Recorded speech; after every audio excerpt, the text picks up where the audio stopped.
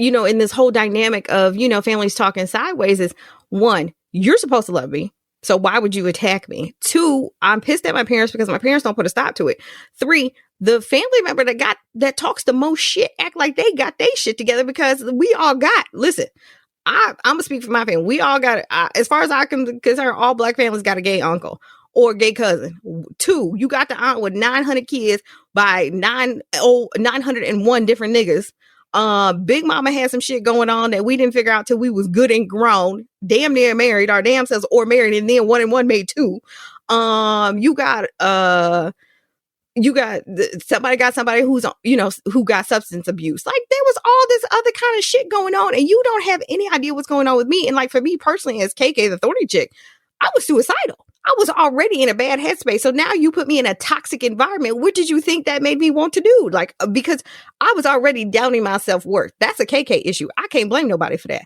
But I was already negotiating my own self-worth with myself. And then here you come with your rah-rah shit. Welcome to the Love Is Podcast with your host, that Thorny Chick, Karen KK Rose, and her co-host, the Lovable Asshole. That's right, I said lovable, Mr. DK Walker, where they will be discussing love, relationships, family, life, sex, self-help, and what it takes to be a successful entrepreneur. Why? Because love is everything, and everything should be loved. Now to today's podcast.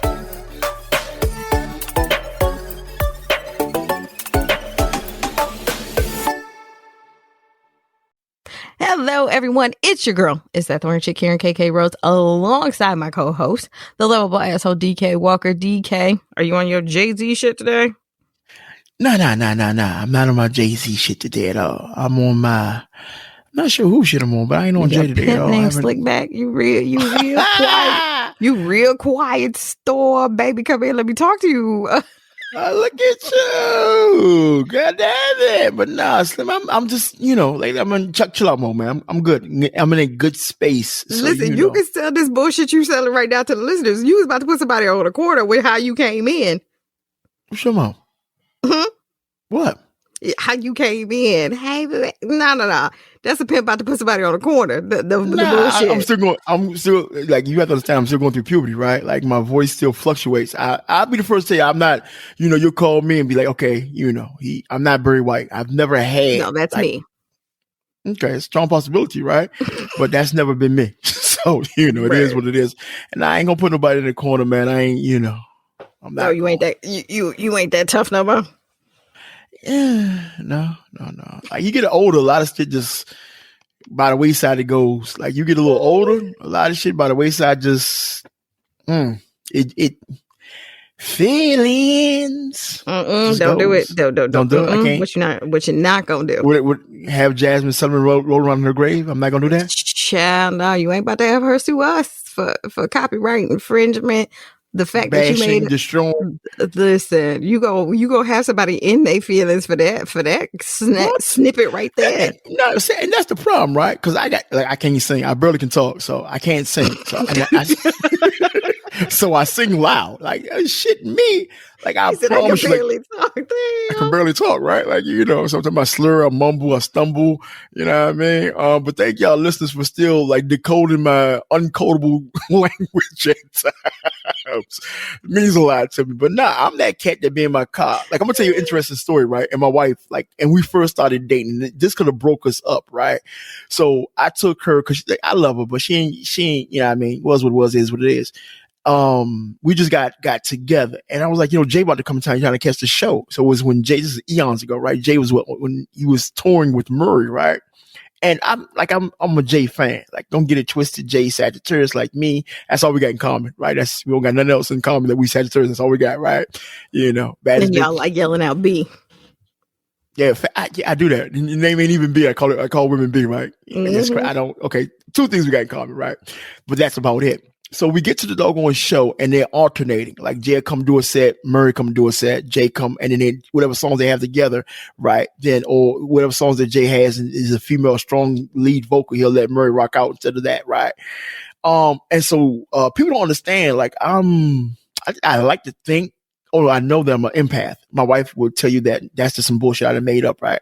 And so I feel shit different. Like I literally feel like that's why I'm such a connoisseur of music, because I feel when they singing it, and then you can hear the pain and the passion. Like if you listen to Murray's old shit, like she was going through her go through, like she was real live, like on it, going through it, right? And I've always been like the biggest Murray J. Like, how can you not love Murray? Like all her beautiful ghetto-ness, you just love Murray. So we at the concert, right? You know, and I got us good seats. No, I didn't get the $300 seats. I just met Nikki, right? We have yet to have sex, so she didn't deserve the $300 seats. Let's give it a buck. I got the seats right to the side. What? I wasn't supposed to say that? Fuck out of here. Look, so I got the doggone seats that would cost the ball $50. So that was $300 total, right? You know what I mean? Of course, you did dinner and drinks. So I spent like a nice little whatever. This is way back in the day. So I hear some dollars. You call that money? Nigga, shut up. I'm a working man. Anyway, so Jay doing his thing, and, you know, all the dudes, because they in DC, so all the dudes trying to be cool and rap, could give a rat's ass. It's, you know, yeah. But when Murray got on, when Murray got on, man, I'm singing Murray shit line for line. Like no song she came on, I did not know, right? And I did not know that. That's the crazy part. I didn't know every song that she, like, I was like singing it. And I was so in the zone, my eyes closed, I'm just rocking, because I understand, because like I told myself, if I ever catch that bitch ass nigga KC, I'm gonna fuck KC up, because KC put my baby through something. And so my wife had stepped back, and she could be like, hold on, why are you such a Murray? And so everybody around me, because I'm singing, but I'm so loud, you can actually hear me above the music in my section. And granted, we're close to the stage. That's how loud I was singing. And so the dudes pausing, but the females so I get the energy, because like I'm going to be who I am. Like I'm the type of cat, I walk up in the spot. The energy is I'm going to be myself at all times. So with that being said, the dudes, they pausing, but they girls that was there, they get the rocking. So it just like, it came like, fuck, we became Murray's backup singers at the concert. Lord. What? I say something wrong? Listen, and they didn't ask y'all for none of it. They didn't, but you have to understand, when you're in the moment, like don't be too cool for the moment, right? That's what happened to people. They be too cool. Like I'm going to enjoy and be me. So when I get ready to sing Jazmine Sullivan off tune, off key, off note, off brand, off everything, off kilter, off hand, let me do me. Off everything. Yeah. Feelings. Anyway. All righty. Listen, I ain't even gotta come back for it. I can't. What is going on with you? Oh, Jesus. Work has been special. We've been dealing with the snow, as of this recording, right? So work has been really special. Like anytime you have to go get trash while you're in the snow, and then there's like a wintry mix. Let's just say that you'll get a snow for a couple of hours. It'll be raining and be sleeting. You know what I mean? Just be frigid cold after that, and all the shit turns ice. You got to walk on it. So like besides that, work being work, family life being family life. Same old, man. Nothing major has transpired, since the last podcast, or since the last, recording of this, previous podcast, right?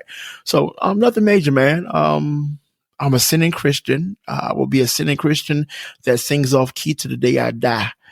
Family loves me. Family still drives me crazy. That's pretty much about it. Well, at least we know you're being consistent in all things, in your singing, Facts. Your life, and our business. It's fantastic. What's going on with the Thorny Chic? What's going on in the bald-headed hoe shit world? Bald-headed hoe shit in a relationship world? Not a whole lot. Let's see. I'm in the gym now 4 days a week. Still on the mic. Still working like a Hebrew slave. Potentially starting another business. I don't know how we gonna work this all out. I know you and I discussed this off air. You were like, you really gonna add something else to your plate? I'm like, I know. But it's like the opportunity. Like I'm at that place in life where it's like, I've been around you long enough where I'm like, man, I ain't gonna be here forever, and the opportunity ain't always gonna be here. So it's like, Facts. You gotta find a way. Yeah. And I really said this. I said this at the gym last night. I was talking to one of our listeners that I work with, Annette. And I said, I feel like I'm in this position in life where God was really just waiting for me to, one, get out of my own way, and Facts. To trust him. Like I said, Right. I was like, God, like you, I talked like, to God. Can you talk to her? God, right. like she and then God was like, nah, like, I can't. Right. She God got was to like, be on no, her own time. I'm like, really, God? I was like, you done made me do stuff I didn't want to do. He said, what? I said, get married. He's like, oh, okay. When Nikki split your throat. Now, see, this is why she came down there and was acting like she was acting. Now, see, off air is why I came in between the taping and threatened to jack up his office. Now, see, this is why she be trying to jack up your office because you do too much. No, she abusive. Like, if you gonna tell the story, like, I don't mind. Like, somebody help me. I'm in an abusive relationship, goddammit. Blink twice if you're okay. Blink twice. I'm blinking twice. I'm ordering pizza. Somebody save me. Pineapples, goddammit. Pineapples. Shit. So I'm tired. I'm tired. He gonna look like, listen, if y'all see somebody who can wax wide, but running across the interstate in DC, that's gonna be DK. Listen, just let him run to the hotel looking like Tina Turner, run through traffic, just leave him be. Let him get to safety. Please. But I told her, I said, I think the conversation between me and God was, I think there were a lot of things that you, DK, told me. There were a lot of things that my parents told me. There were some things that I had to realize, some things I had to clear out, some things I had to manifest on my own. I'm really good at, obviously attaching the vision that God has for my life and the vision you have for our business. But I think to a certain extent, I think I was very passive about it. I was just like in the car going along for the ride, never really taking the driver role at any point. And I said, and I think now that, I'm positioning myself differently, not only in our business and the podcast, branding myself as an entity, as it is, the conversations that we have again, off air and on air, now that I'm kind of getting in the driver's seat, where you're not doing all the driving, it's positioning me different. And so I feel like where God had kind of was putting me, God had just had me in the quiver. He didn't put me in the bow yet. And now I feel like God's like, okay, now he's really kind of aiming, me as an arrow and for me to hit the target. So he ain't let go yet. He's still like, listen, but at least you're out, out the bag.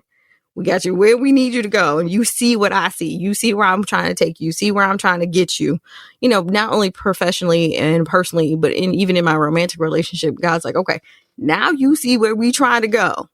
Can you act right? Can you hold on? Can you manage your reactions? Can you manage your money? Can you do what you're supposed to do and not falter?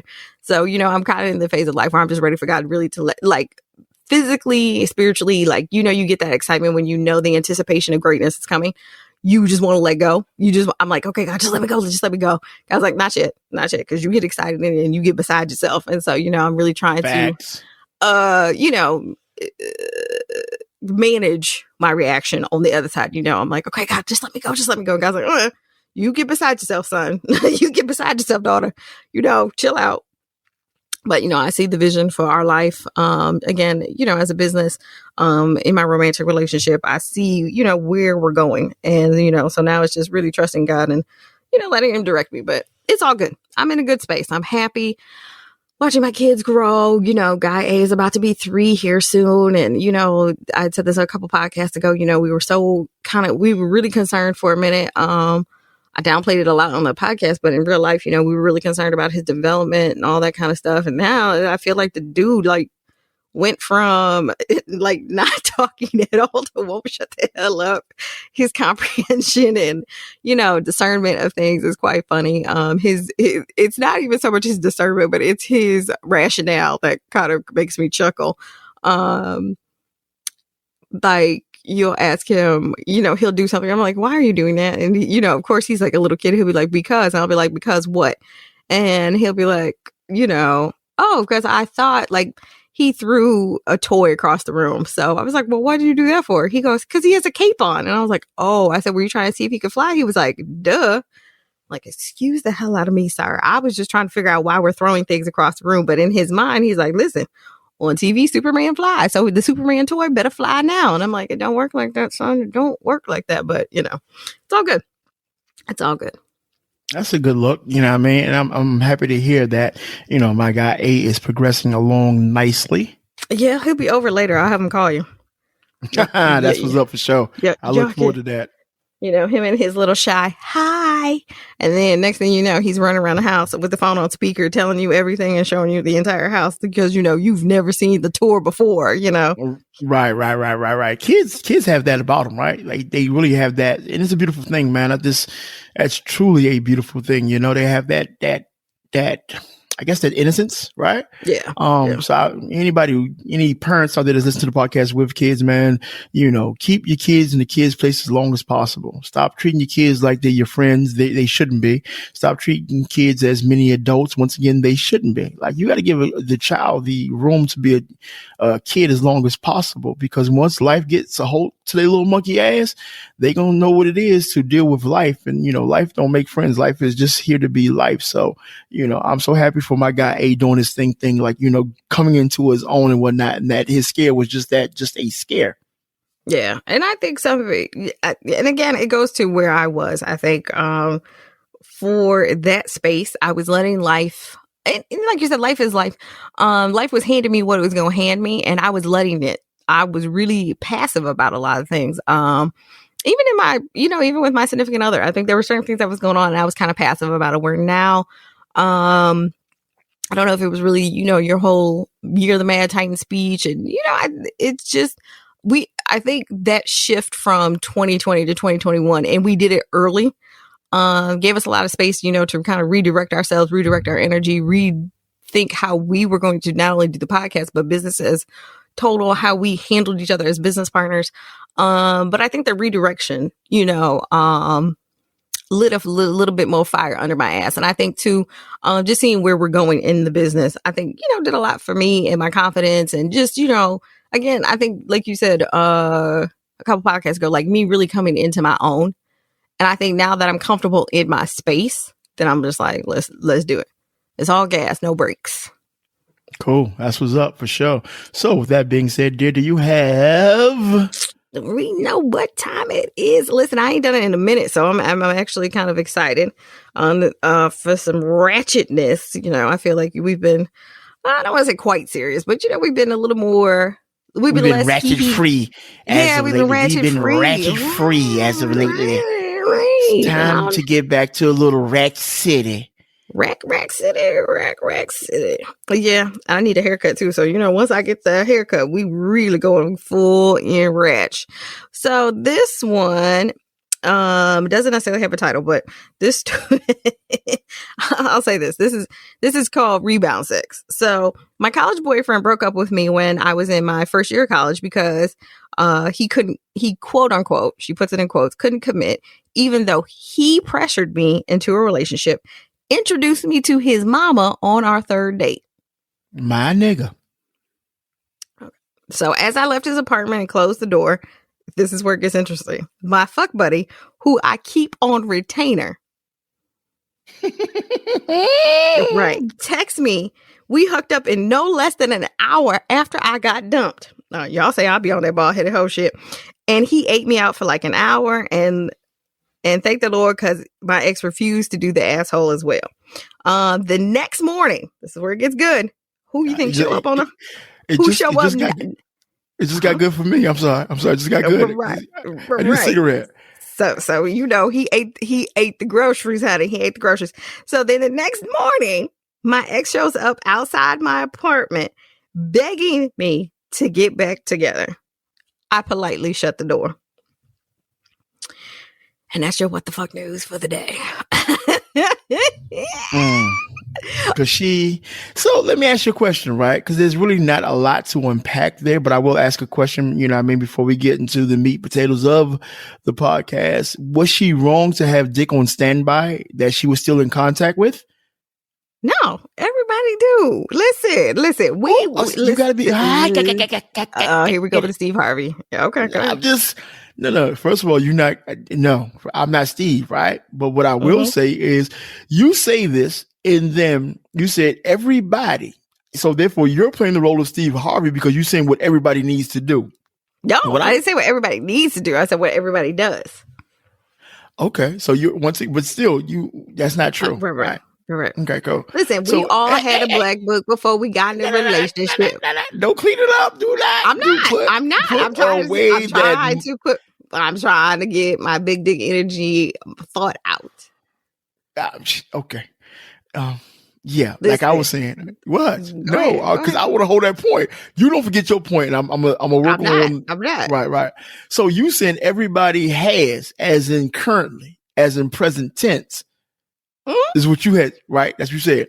So as of this podcast, as of this recording, as of 2/27/2021, 1:28 p.m., are you in a relationship? Yes. Are you happy in your relationship? Yes. On a scale of 1 to 10, how happy are you? 10 being the happiest? 7. Okay, like, I pray Dirk doesn't listen to this one. I don't need, you picking up, your face off the floor. So with that being said, do you have something in the cut? Excuse me. Do you have do I have hoes on standby? No. Do you have emergency dick in the glass? Break in case of an emergency. Break in case of emergency. No, I currently do not. Stop. Do you have hoes on standby? Yes and no.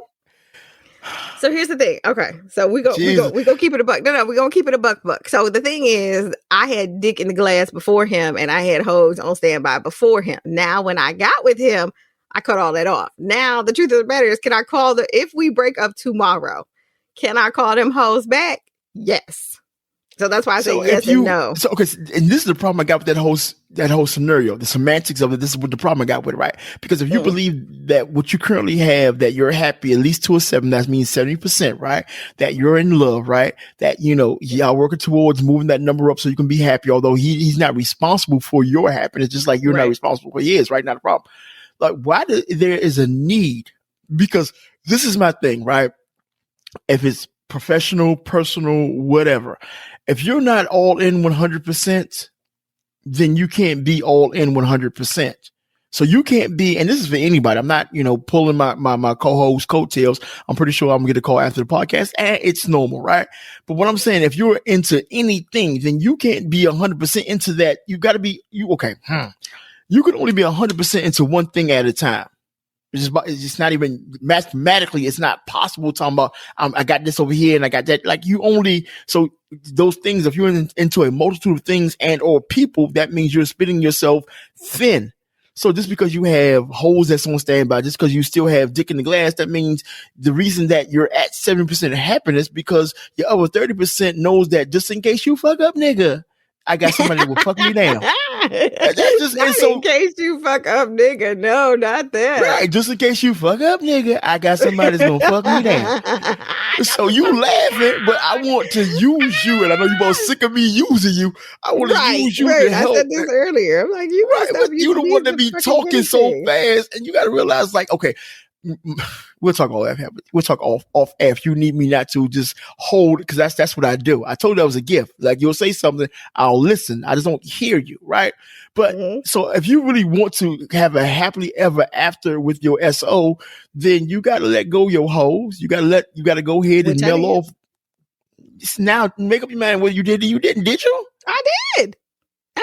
I have not put the dick back in the glass. I ain't reached out to nobody. Have y'all heard her doggone voice went up so many octaves? She sound like me. Like we both going through puberty. We can't. I'm way too in the basement for you. I got very white bass. I'm not knocking off that, but your monkey ass line is what I'm trying to say in a nice way. Oh Lord, here we go. I'm always lying. I'm not saying you always lying, but I'm just saying that, if we was to go through your doggone iPhone 2.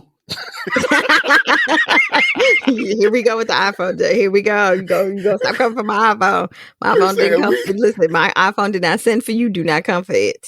Well, we go with the iPhone. It's a 7, iPhone. First off. What? It's a 7. They still make those? Yes, they do. Even though we're up to like 12 at this point. You need to. Yeah, somebody need to pay you more out of your businesses if you still rocking iPhones. You right. You absolutely right. Cut me a check. Yeah, well, shit. How can I? This is your show. You need to cut you a check. Anyway. Okay. I'll stop paying for my half of the show, and I'll just start paying myself. Let's see how that works out. Right. Once again, like I love you. One monkey never stops. No show. You should know that about me. But the other thing, let's get back to you can't DK, right? Like just like mama can't daddy or daddy. You can't. And then we're going to go left to take. Let's bring the focus back to you. Being 70%, right. You being 70% happy because 30% your mind is wandering to outside dick. It's not. So. Because the thing is, it's there's not 30% of me going to the outside dick because I don't have those conversations. I didn't say you was. No, you had three dudes that you was menage a trois, but I didn't say that. Oh Lord, not the menage a trois. No, but the thing is, I'm not entertaining all that, any of it. So there's nothing. Feelings. Don't forget to pick them up. So no. When we got together, I cut everything loose, everything, because you were even the one going, Kay got new bae energy. She's always every goddamn word out your mouth was baby. Like he's a grown ass man, right? Grown. Like I see pictures. He like a goddamn lumberjack. That's my know he grown. Like the fuck, get that nigga a name and let's move on. Why don't we? Listen, he is bae. Jesus. But no, when I got with bae, I had new bae energy. Yeah, no, I had made a conscientious effort to cut all my extracurriculars off before I got with him because I didn't want to give myself that quote unquote safety net. So the thing is that the point that I was trying to make, Dr. Joyce Brothers, with that voice that you're giving me right now, with your red glasses on, right. was everybody had a black book before they got with their person. And listen, but that's not what you said. We not gonna be the divorce. Let me talk. Oh Jesus. Everybody got a black book. Everybody, listen, we all like Tank. We got a black book and we got some numbers that got stars next to them. But you have to make a conscientious effort of what you're going to do with that black book. Now, I gave my black book away. I'm like, put it in the vault. We're going to seal it up. We ain't going to use it no more. Now, should I need it? I know who to go to get it. But I'm not putting the energy into that. I'm putting the energy into making my relationship work. Right. Because you're 70% happy. 30% on the outside dick. Moving along. Anyway. I didn't say it. You did. And if he and the day he quotes it to me, please now I'm going to pull up or ring your doorbell and I'm going to throat chop you. Okay. Like, not a problem. Like, Join the whole line of calls. Join the line. You won't be the first, won't be the last one that calls me bodily harm. I promise you. Listen, I'm gonna help Nikki this time. I'm gonna tear up your office too. Like, I don't know, say he tipped over my board, threw something on the floor, and walked like, what the hell? And it's crazy. And it's crazy. Well, of course, when you get to meet the potatoes of the podcast part, it's crazy because she just bought these two beautiful cabinets, right? And she just did her office over, and it looks like she really did the damn thing. Her and her girlfriend rocked out. And I'm looking at my shit like, ew, this looks like a basement. Time for an overhaul. And then she had the audacity to come in and knock shit over, kick stuff, cut the light off for me. I'm like, what? And then she used my trash. Say again? She did that to you the other day too. She cut off the light. She's like a little messy ass kid. And so she didn't even know whether I was recording or not. So what happens because we recorded, of course, we record our podcast episodes in batches. And my co-host went upstairs to get, I believe, some coffee or whatever, right? And so I was sitting down at the computer. Long story longer. She come in, right? And I'm like, you don't even know if I'm recording. And then, of course, I was playing chess, waiting for Karen to come back, right? And then she said, you can't be recording because you're playing chess. I'm like, okay, touche, detective, you got me, right? I told her, because she also, pure romance by Nikki. She does the damn thing. She's the love helper, not a problem. But the next time she has a team meeting, because she has them quite often, I'm going to walk past the screen fat and naked. That's what I'm going to do. Like, payback is a motherfucker. Like, you can't open that door with me because I take it all the way. So you will never do what you did again. You like, I'm not playing with it. You don't play fair. So listen. And the next What the Fuck News is going to be Love Is Podcast co-host seen on Facebook. Yeah, I'd be like, yep, that's I'd be like, you want to discuss that? And knowing you're going to be like, no, y'all saw in the video. Yeah, pretty much, man. Pretty much. But yeah, I'm walking across this game, but Butterball, fat, nasty, naked.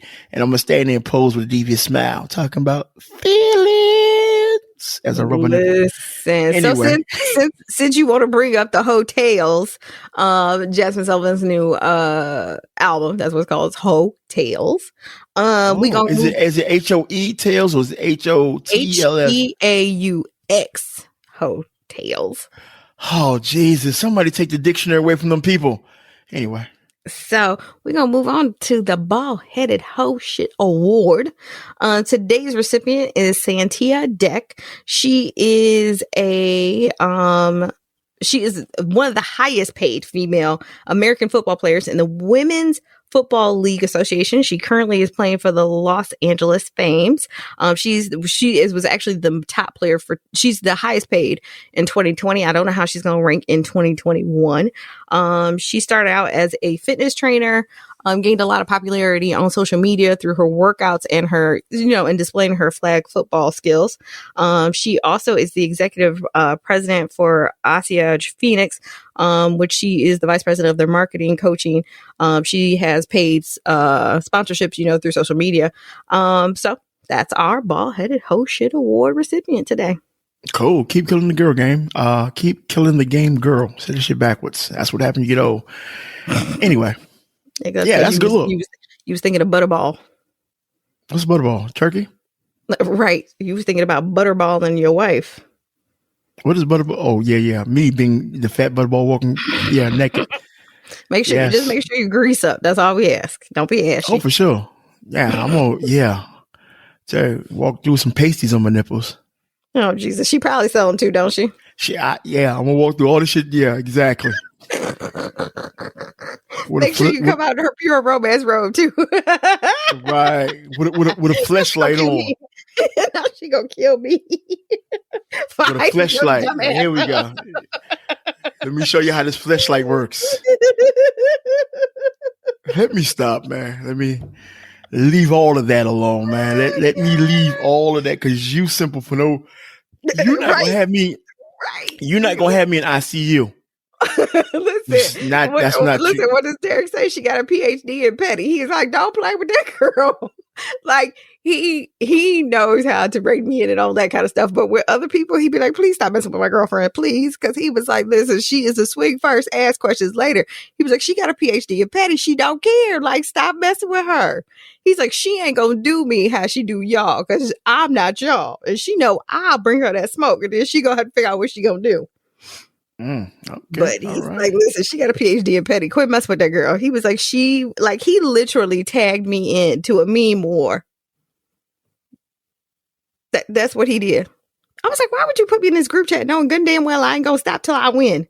He's like, because that's why I put you in, so I could stop texting and I could eat dinner. I was like, funny. Yeah, I despise group chats, by the way. I promise you I do. Because and then I got notifications on my phone. I keep getting this ping, ping, ping, ping, ping. I'm like, hell, Jesus. On iPhone, you can mute the notifications. Well, yeah, on all phones, you can mute the notifications there. I don't know. I don't have an Android anymore. Okay. All right. Yeah. Sounds like you're missing something out of life. Anyway, you are. So 30% of something. You're gonna miss 30%. You're gonna miss 30% in a minute, all right? You're gonna miss 30% of some funds. Keep playing with me. I'm gonna cash app you. So I have a theory that I need you to help me prove or disprove. Okay. You ready? Ready as I ever be. Okay, you got all your jokes out? Yeah, I'm done. I'm not, tripping off you. No more dick in the glass. I mean, if that's your thing, then that's your thing. If that's how you like. I can't judge how you get down. Like, Mm-hmm. Okay, Iceberg Slim. And no more Butterball turkeys out of me. I don't mind. I understand where I'm at. I'm gonna rub myself down in some doggone vegetable butter. oil. No, vegetable oil. You know what I mean? You ain't gonna be classy and do. Exactly. I'm just gonna stand by her while she could be so mad at me. She gonna be our problem. Anyway, can we go on, please? Nobody want to hear what my nasty ass fat antics. Right, and they swear it's me. But yet I'm the one with the bald-headed hoe shit in a relationship hashtag. Just saying.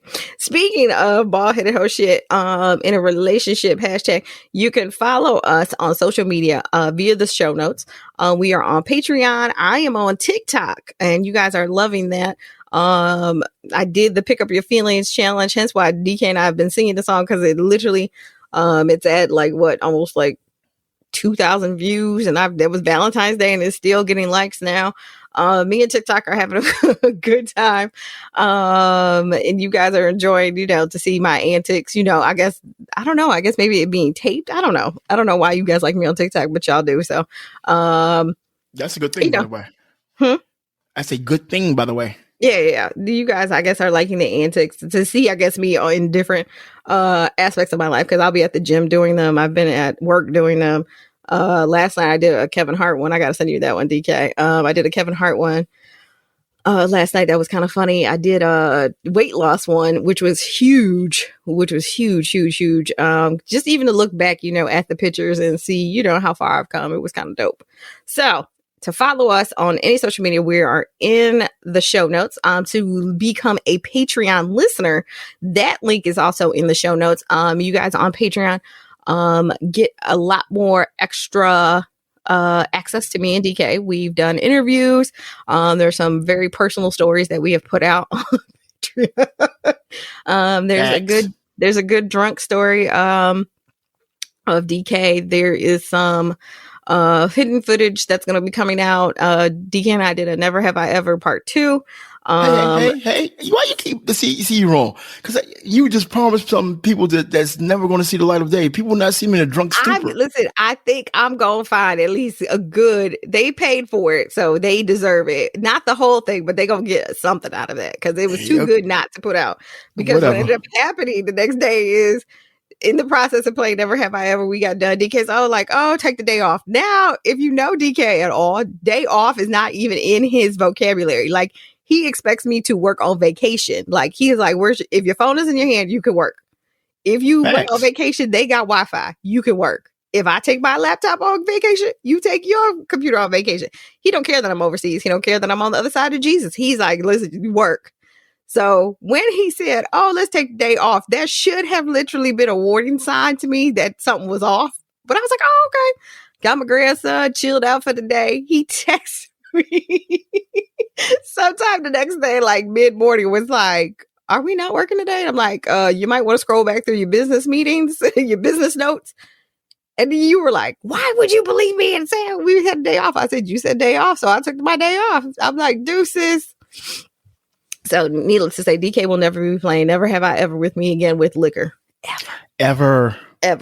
Right. Got me out my character looking like, It was good. It was good, y'all. It was good. So, Patreon, y'all will be getting some piece of that. I will figure it out. I will let DK approve it. And you will not. She's lying to you. I'm not. But we will get you some of that content. But it's really great content. Not only the stuff that you guys love hearing here for free on the Love Is podcast, but if you pay for it, not only do you get extra episodes from us, you get the podcast early. There's merchandise specifically for Patreon subscribers, as well as they got a lot of extra bonuses that they really enjoy and like. And so the longer that they stay Patreon subscribers, they will actually get more they get to participate a little bit more in the Love Is podcast. So that's things to look forward to. So moving on to my theory that we're gonna prove or disprove, because sometimes I could be 100% DK, or I could be DK light. I don't know how I'm gonna go, but we gonna see. So here's the theory, DK. Now, we don't want nobody to feel no kind of way, because we do. We always want somebody to feel some type of way. Okay, you're right. I was going to try to be nice. But anyway, this is geared towards Black families. I'm not going to say if you ain't a Black family to, keep on scrolling. But since they really ain't, but most of us are interracial couples listening anyway. So this I'm sorry, hon. But actually, although you gave the caveat that it's actually for, because that this, which I know, because of course I know what you're about to get into. This happens in all families, regardless of race. Right. But go ahead. All right. So this is Black families don't realize a lot of their sly remarks and insults actually hurt children. Some of us are still unpacking that hurt today. True or false? Survey says true as a motherfucker. True as a motherfucker. Right. I definitely think it's true. And for those of you who are like, well, what are you talking about? Because DK and I grew up similarly. I know we both can contest to it, but for me personally, especially having an international family, there's a lot of, I think there's a lot of things that are they're not meant to be hurtful, but they can be hurtful. A big one for me is always my weight. Like, when people haven't seen you in a while, they always be like, oh, you've gained weight. That's not a compliment. It's not. Losing weight, it might not be a compliment either. It just depends on the person. Because, people who are, extremely thin don't always want to be thin. Sometimes it's just how their metabolism is, and they would love to gain some weight. And somebody who's, severely overweight doesn't necessarily want to be that way either. They're trying to lose weight. And so bringing that up can be touchy, and it could be male or female. It's not just a female thing. But I know for me, having weight loss conversations or weight gain conversations are kind of touchy. And a big one for me, honest to God, I'm gonna be 100. I'm gonna be what DK say, a buck.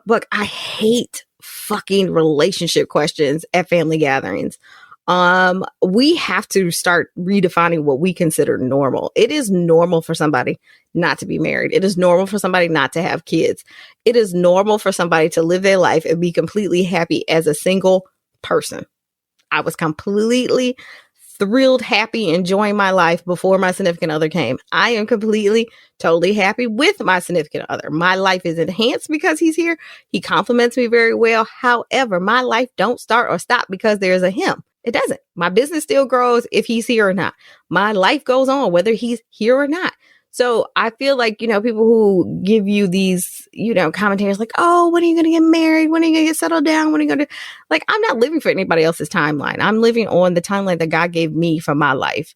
So, the comments about whether, it's your physical appearance, where your status is in life, and I know for other families, sexual orientation is a thing, people make horrible comments about, other people's sexual orientations. And, I would, DK, something we probably really need to consider too is bringing in, considering doing, a perspective of a black man, a black gay man at that, because, the things that they've heard over the years, how we've gone, especially again in black families, how our mindset has changed, or if it has at all, is something to really consider because, there's things that I think really just, terms and colloquialisms that we use, growing up that, like I won't use now. Like one of the things I used to hear is, oh, I always knew he had a little sugar in his tank. And I'm like, that's not a compliment. That's not cool. Right. So allow me to chime in because I see you're revving up. I'm gonna go ahead and let you rev up. No, I see you revving up. So because this topic is clearly hit close to home and rightfully so. And so the name of this podcast is, friend to foe, right? And because you assume, people in your life, family, should I say, is friendly, right? But like in war, right? Believe it or not, in war, you have a high casualty rate of friendly fire. I'm going to say it again, right? I'm not trying to be, okay, I just lied. I am trying to be deep. Like, look, so in war, you have a high casualty rate of friendly fire. Like, DK, what the hell are you talking about? Look, this is what I'm talking about. Certain family members, they knowingly ask provocative questions, knowing that the answer is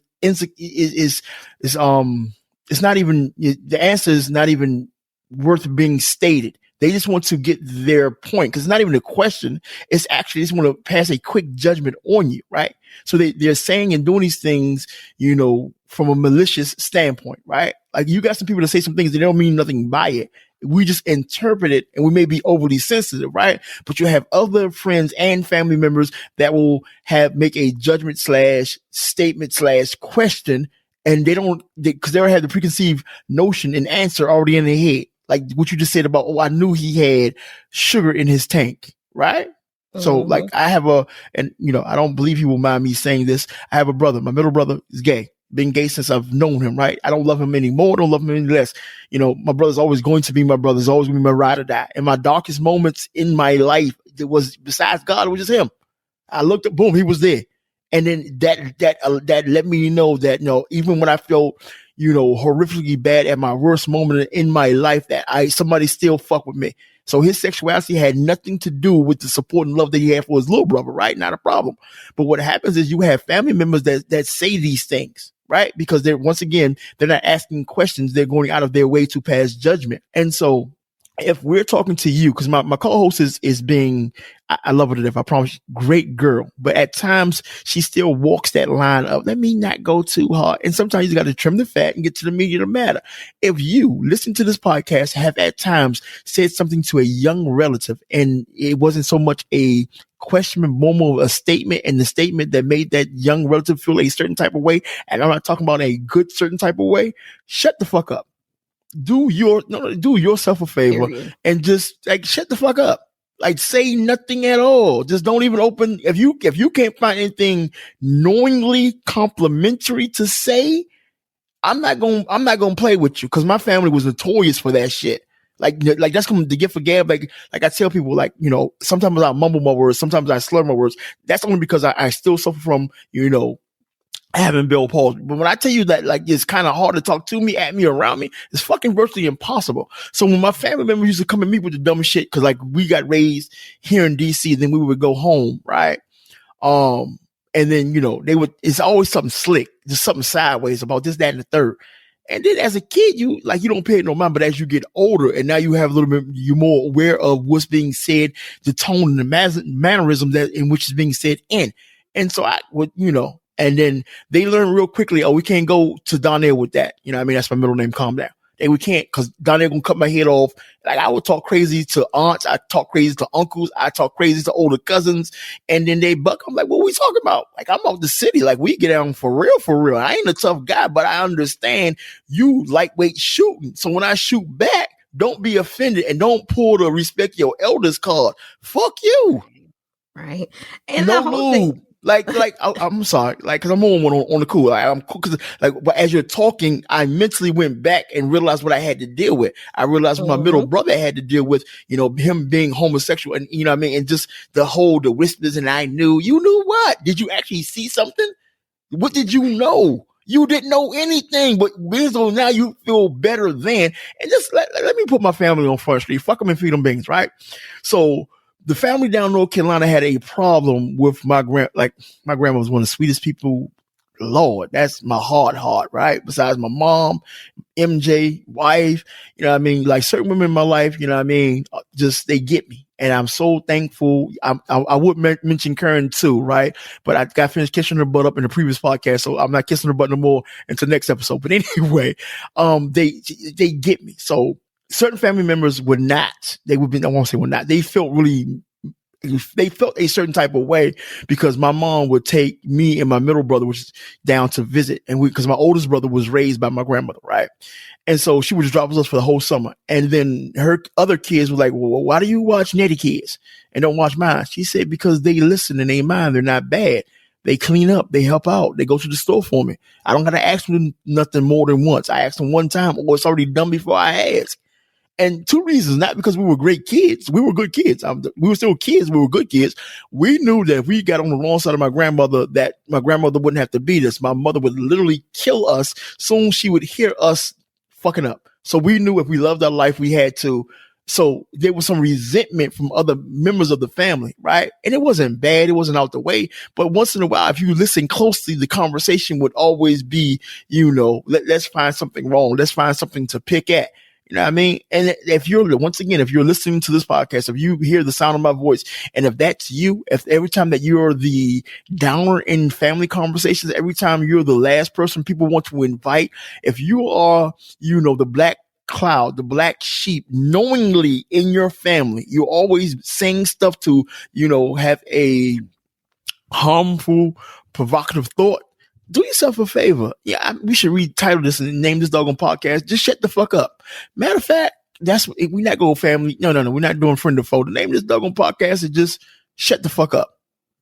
And that's what y'all need to do. Because y'all don't understand the harm that y'all doing to that kid. Y'all don't understand that the damage. Because like my co-host said earlier, and I know I'm on a rant, and I told myself I'm going to ease up on the rants and do more back and forth. I'll try again next podcast, and I'm going to get out the way in a hot second.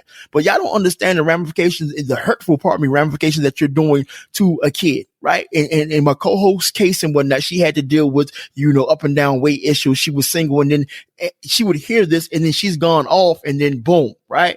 Now she got to and then she had to ask herself as a kid, think about it, right? You say something stupid out your motherfucking mouth, and now the kid has to ask a question to themselves they should have no business answering. And the question that they ask is something wrong with me? Fact. That's a thought that you put in their fucking head. Really? And you feel good about yourself. But you're supposed to love me. This is a part of the issue that I have. One, the flip side of it is that we don't have these conversations with gay black men. We don't have this conversation with gay black women because we love to kind of villainize this fact that, we are so hard on gay black men. We're worse to gay black women. We're worse. We're worse. And my sister, not Gavin's mom, the other sister that's in South Africa, she will tell you things that she's heard, things that she saw. That is the main reason why she's not coming back to America. She was like, there is no place for me in a country that hates black people. There's no room for me to be a black woman she calls herself queer. So she said, there's no room for a black queer woman in America. She goes, South Africa, they don't give a shit. She goes, I'm celebrated because I'm an artist. I'm celebrated because I am who I am. They don't give a damn about my color, my sexual orientation. She goes, and that's how it should be. Facts. So the thing of it is that, in this whole dynamic of, families talking sideways is, one, you're supposed to love me. So why would you attack me? Two, I'm pissed at my parents because my parents don't put a stop to it. Three, the family member that talks the most shit act like they got their shit together because we all got, listen, I'm gonna speak for my family. We all got, as far as I can concern, all black families got a gay uncle or gay cousin. Two, you got the aunt with 900 kids by 901 different niggas. Big mama had some shit going on that we didn't figure out till we was good and grown, damn near married our damn selves or married, and then 1 and 1 made 2. Somebody got somebody who's, who got substance abuse. Like there was all this other kind of shit going on, and you don't have any idea what's going on with me. And like for me personally, as KK, the Thorny Chic, I was suicidal. I was already in a bad headspace. So now you put me in a toxic environment. What did you think that made me want to do? Like, because I was already downing my self-worth. That's a KK issue. I can't blame nobody for that. But I was already negotiating my own self-worth with myself. And then here you come with your rah-rah shit. Yeah, that's truly an injustice. The way that the dynamics is shaped within, like I said, not only in a black household, and I guess we made it initially a black thing, but this happens in all households, no matter your race. There's always somebody that's in your eyes, whether, you're not good enough in their eyes. Sometimes it could be somebody's, it's like, you don't have to, like, it doesn't have to be extended family. It could be actually a mother, father, it could be an older sibling, right? That actually, putting you in position, questioning your worth, putting you in a position, questioning, is something wrong with you, putting you in a position that, no child needs to be put in. And in doing so, they don't understand, like, if you skip a doggone rock on a stilled pond, like the doggone ripple will ripple until it just dies out. That means it's never ending. Like no matter how big that pond is, although you can't see that ripple anymore, best believe that rock still is causing a current. So what I'm saying is that those hurtful words, those doggone questions / judgment, they're still causing a ripple effect within that kid's life, even into adulthood, right? So we didn't got our rant out the way. I don't want to beat a dead horse, although we definitely need the motherfucking glue to patch up, the damaged kids across the world today. But I need for you to give me some actionable steps from anybody that's suffering from dealing with, toxic family members that, need to shut the fuck up a long time ago. Right. Like you said, it's not really it's really not, wanting to browbeat anybody. It's not, but we got to shed some light on how we do things. Thankfully, in the process, I think of somebody finally having what do I want to say? having the courage to say there's a better way to parent, there's a better way to communicate, there's a better way to be a parent, there's a better way to be a daughter, there's a better way to be whatever role you play in life to somebody else. We finally are having the conversations that unpack this trauma, because we carry stuff and don't know we carry it. Like, there's things that I didn't know triggered me, bothered me until I had kids, or there were things that I didn't know bothered me until I got into a relationship. There were things that I didn't understand that should have been addressed, and that there was because we always, and I feel especially in the Black community, we're so concerned about being disrespectful because we're raised, like you said, to respect your elders. That there's a way that I can tell you that I don't want to be handled a certain way. There's a way I can put boundaries out there. There's a way that I can tell you no and it not be disrespectful. Right. I hope I didn't cut you off. Are you done? Yeah, I'm done. Cool. So look, if like, okay, parents, the people that's in, unless you're one of those people, parents, right? Parents, the other family members that's in your family that's really loose at the mouth. So do me a favor, right? Because I don't want to put this on kids, right? So I'm going to address what you do to help your kids not to be around these motherfucking dickheads and assholes, right? So, and the thing is, parents, that the people that's dickheads and assholes, 9 times out of 10, they're your brother. 9 times out of 10, they're your sister. And God forbid, I pray that they're not you, right? So they're your brother. They're your sister. They may be your mother. They may be your father, right? So the kids, that means that's their aunt, that's their uncle, that's their grandmother, that's their grandfather, right?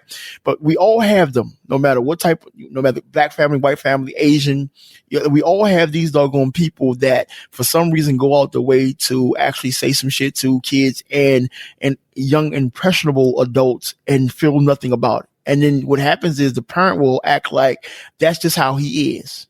It ain't nothing. I grew up. And then just because you grew up like that, right? And just because you choose to shelve your hurt, just because you choose to shelve your pain, doesn't excuse the behavior. It don't. So like I said, we want to give y'all, we don't want to only go on our rants. We don't only want to unpack, pent up frustrations of hurt, anger, and emotion. We actually want to give y'all something to do to combat this. So parents, you already know who it is in your family. Do yourself a favor, right?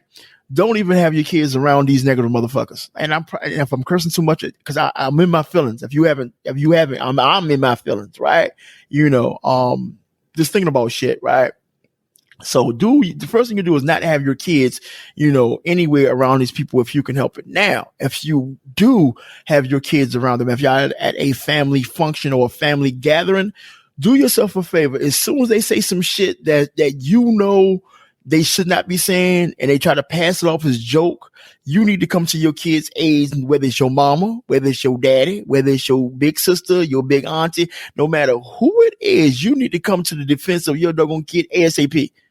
Because that's going to do two things in one. Now, that's going to let your kid know that, you got their back irregardless who's attacking them, right?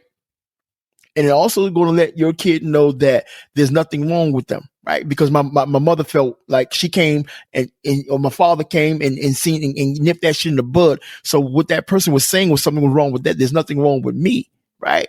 And what happens is you're going to shift, that dynamic in your family when it comes to your kids. By you actually letting this go on and act like it's not nothing, you in turn become an accomplice, to those doggone actions, pardon me. You in turn, whether don't know, or choose to turn a blind eye, you're actually helping that person to actually, break down and destroy, give me a second, break down and destroy the morale of your kid. And then you run around, you ask your kid, because you look at them, what's wrong? And then they're gonna be like, nothing. Knowing goddamn well there's something wrong because it's painting all over their face. But you don't want to peel that onion back, because if you got to peel that onion back, you got to go confront that person. And you ain't toughen up. Why the fuck should let me ask y'all a question, man. Let me real live ask you a question. Why does a kid, this has always baffled me, why does a kid have to toughen up? I'm not understanding that dynamic. Why does a kid have to? I don't understand that. Why do we ask we ask grown shit of our children? We tell them to toughen up. We tell them to get over it. We tell them all this doggone shit, and they're kids. Right. Like that. Because a kid has to still have to be, still needs to have the space where they're a kid. And like you said, why are you telling a kid to toughen up? What did they toughen up for? The world isn't attacking them yet. They still got this innocence. They still get to navigate. They still get to be, happy and healthy and whole. And we putting our shit on them. Facts. So that's one of the things that you can do. You can definitely, keep your kids from around those doggone dark people. Facts, right? You can definitely come to your kids, rescue, right? That's another thing, right? And then if it's happening already, the last thing, or one of the last things that you can do is, talk to your kids and walk them through it. Reassure them there's nothing wrong. And then I'll make this specific to the Black community. There's nothing wrong with getting help. And that's frowned upon within the Black. We don't like to actually talk about your problems, like going to, help going, like getting therapy, it's all right. I think more people need therapy. I think more people need to speak to people that's not related to them so they can be fully transparent and uber honest. Cause it's easy to be honest with a stranger because they can't pass judgment on you because they don't know you, right? So when they ask you what's wrong, and then you get to pour out your guts and your heart. I don't like the way, such and such said whatever to me, right? Whatever the case may be. I don't like the way how you, and what happens is as they're talking, and then that stranger, which is a therapist, is gaining that person's trust. Now that kid or that young impressionable adult or whomever, now that weight is starting to come off them, right? That weight is starting to shift and get off of them and whatnot. And now and then if they're a good therapist, and by the grace of God that there is, then they're like, okay, I need to help. And they start to help, and they start to show that kid that no, you done nothing wrong. No, you said nothing wrong at all. Right.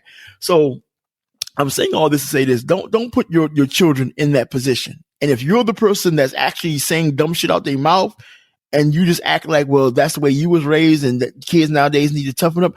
I think, first of all, and whatnot, all generations are different. Like the stuff that we went through as kids, to me, it was just fun. It was just a way of life, right? But in retrospect, looking back, there's some things I'm like, we could have missed that boat. I didn't need that conversation. Oh, I didn't need to overhear that. Oh, I didn't need to be exposed to that. So in knowing that moving forward with my mom, I used to get a knock, and I'm not gonna say no name. I used to get a knock. Some members of my family, I was overprotective, and I'm thinking to myself, I'm her father. What the fuck is overprotection? I'm not understanding that even logic. My job till I die, provide, protect. Provide, protect, and love. I'm not understanding. If I'm overdoing something, okay, cool, she'll figure it out, and then she gonna give me the elbow, Dad, I need some room so I can grow. Dad, right, okay, cool. Go ahead, fall on your face. I'll be here. We go to Cows and get you stitched up, right? But she gonna let me know that, right? So I hear first of all, she's a daughter. I'm supposed to. Now, and I don't mean to be sexist with his son. I would ask him to toughen up, but I wouldn't be hands on. If he go out there, okay, you got your helmet on? No. Oh, all right. Watch out for that car, boy. It's a different dynamic, right? So I just think it's long story short, we have to find a better way of, insulating our kids from fucked up, family members. That's first and foremost, right? And then if you're that fucked up family member, stop. Shut the fuck up. Stop telling your kid to toughen up, right? Don't give your kid that baggage that you didn't want as a child because you carrying that baggage. Don't be an asshole and pass that off. That's an assist that does not need to be made. Right. It really, it doesn't, because we don't need to pass. I'm thankful, again, like I said earlier, that we have gotten to the place where we are breaking the toxicity or breaking that kind of handed down foolishness. Is that we're, MJ and my kids, they don't have to, our kids are very shady. Let's just be a buck. Our kids, are raised by some, smart ass shady parents. So they got shady remarks back. So getting smart with one of my kids ain't the best idea because my kids are going to give it right back to you. Facts. I promise you that. Listen, Landon is the youngest and he got an evil side eye. So, I definitely wouldn't, try any of them, but I'm happy to see, that, conversations like this are taking place, not only here on the Love Is podcast, but in general, in life. But again, I'm happy that these passed down traditions are slowly but surely being broken. And even in that, it pulling up the roots of some, toxic thoughts that we kind of let take plant in us as parents. And, again, not passing that on to the future generations. Facts on facts on facts on facts. Well, I am the Thorny Chick, Karen KK Rose, alongside with my co-host, Lovable Asshole DK Walker. And this is where I pass the baby off to DK so he can package it with a bow. I like the way you said that. Yeah, man, to be honest, because we actually talked about what we was going to talk about on this podcast, right? And of course, like, learning to let go, let God. It's a great song, but I'm learning to let go and let my co-host, do more of what God ordained and designed her to do, right? And so as she was bringing me the topic and what we're going to be talking about for the podcast, we didn't go into verbatim. You say this, we don't do that dumb shit. Topic, points, rock out, let's go, cut the mic on, not a problem. So I wasn't feeling no type of way. I wasn't. Like she said it, I'm like, okay, I can pull something out my ass and articulate, I just give me something, pull on my ass and me articulate. Like what I do is not rocket science. I'm an articulate person. So you give me a topic, I'm able to. But as she was talking, this is where the shift happened. She was talking, right? And then she was talking about how they talked about, weight. They talked about relationship. They talk about, sexuality. And we're talking about family members and then their innuendos, sometimes direct, sometimes indirect towards kids. And as she was talking, I got heated. I literally said, I'm sitting here, mad. I wasn't fake mad. No, I promise you, because I was mad because I witnessed that and I understood, the damage it did. Not so much to me. I had my moments, right? Because my father was that dude. And what I mean by that, my father was like he checked anybody he thought that was going left on his board. Like what?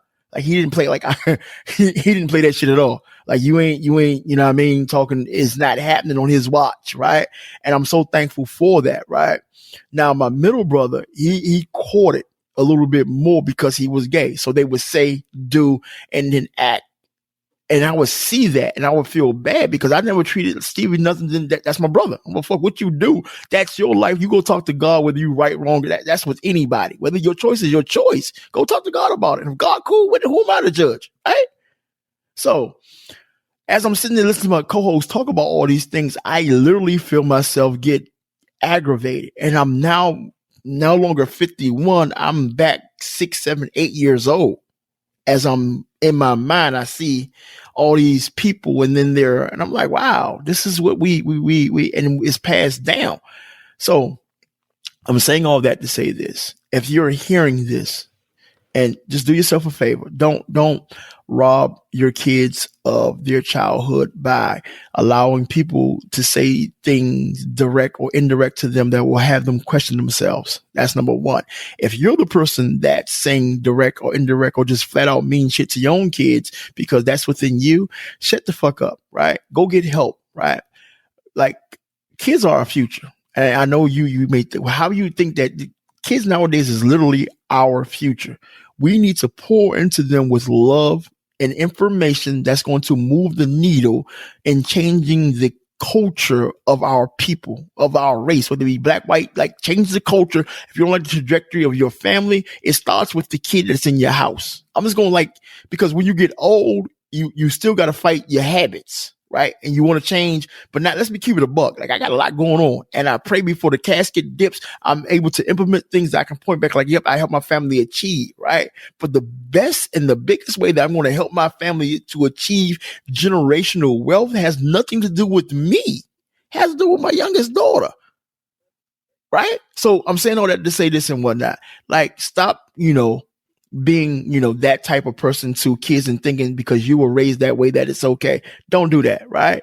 What you should do is love on them until they, elbow you and like, okay, it's enough loving on me, right? You give them information until like, okay, it becomes second nature to them.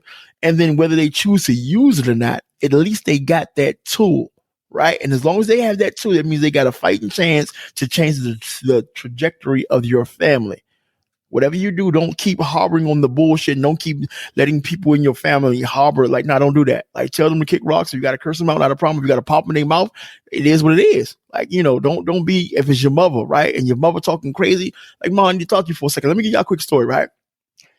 Y'all know how much I love my mother. Like, I've been given, a whole thing about speaking life and like my mother's in the hospital almost passed. Like, so we had one time that Mama went down. and for a couple of months, and she stayed at my mom's house. And the same thing my mother used to do with me. And I was like, okay, my mother moved south, I'm going to let my mom. And so like my mother's old school. Like when she tell you to be quiet, she mean there is no talking. As soon as you say something, you're going to catch that backhand in your mouth, right? I'm not knocking that at all, right? Because my daughter has my mouth, because my daughter's like literally me, right? So she has to have the understanding, she has to have the last word. That doesn't make for a great kid, but the last word bothers me, but the understanding of a situation, I get that part. So I don't never tell her because I said so and know a child's place, because they have curiosity and wonderment. And the thing is, you don't never want to negate that, but just by saying you're a parent. By them asking questions will help you to grow too, if you take the time out and just don't like lean on because I said so, called. Like, who the fuck are you because you said so? But anyway, long story extremely long, and I promise you to shorten up. Like my mama had said something, so my mother got tired of the back and forth, right? So she told my mother to shut up. Like, so I don't tell my own daughter to shut up. And so, like, she came home and was like, like, how was, how was it? And then, it was good, right? So everything went fine, right? Everything. And then we got to talk about specifics. And so it came up that my mom told my daughter, right? And anybody knows me, I love my daughter, love my mother to life. So I picked the phone immediately because I'm like the stuff I just preach to y'all to do. And as much as I love my mother, like knowingly, unknowingly, I do different life than you did life with me. And I didn't have no problem calling my mother, G-checking her. Like, no, we don't do that, Ma. Like, if you got a problem, and like, if you had this, I prefer you spank her. If you feel though she's being disrespectful, we don't tell her to shut up. We don't, that aggression, we don't do that. Like, that's something we don't do on this side. Right. And so me and my mother had to have a heart to heart and understanding. And she had to realize, like, she's a great parent for me, but my daughter's not me. So we handle her differently. Not that we don't handle with kid gloves. I just understand what works better. Right. And so you got to ask yourself, I'll say this in closing, ask yourself the current things that you're doing now, is it working better for your kid? And if not, then switch, change. It's all right. Old dogs can learn new tricks. It's your girls, that Thorny Chic, Karen KK Rose, alongside my co-host, the Lovable Asshole, DK Walker. You all are the dopest listeners alive. We can't do this without you. Week after week, you rock with us, whether it's here at the podcast or on Patreon. Listen, y'all are the dopest. We couldn't do this without you. We love y'all. DK, tell the people bye. I'm still trying to find out where your goddamn mic was muted. I'm going to tell the people bye. I'm going to tell your monkey ass bye next time I'll be giving jewels. Shut up. Peace. This episode of the Love Is podcast has ended. But please be sure to subscribe for more great content on sex, entrepreneurship, life, love, and how to get through the BS of it all. And don't forget to rate and leave a review so we can continue to bring more of that thorny chick, Karen KK Rose, and, dare I say, the lovable a-hole, Mr. DK Walker. See you on the next podcast.